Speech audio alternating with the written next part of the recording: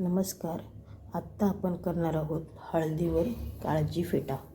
त्यासाठी लागणार आहे लसूण, आळा, मिरची, कोथिंबीर, कांदा. तर आपण आधी कांदा शिजत ठेवला आहे.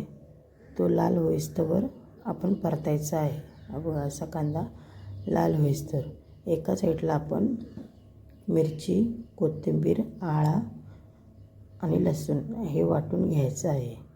मिरची फक्त 2च घेतली आहे. हे बघा.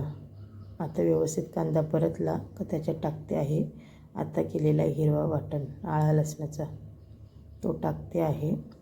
तो चांगला शिजून द्यायचा, पूर्ण मुरून द्यायचा कांद्यामध्ये. तो आता झालेला. त्याच्यात टाकते फक्त चिकन एव्हरेस्टचा चिकन मसाला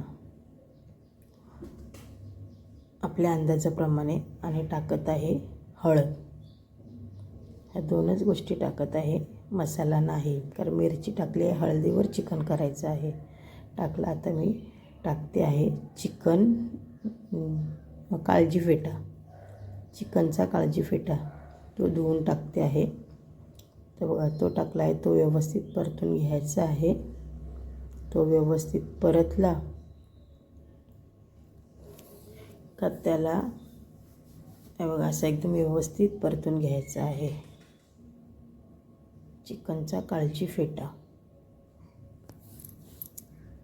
आणि शिजस्तवर तो बारीक गॅसवर थोडासा पाणी टाकून ठेवायचं आहे.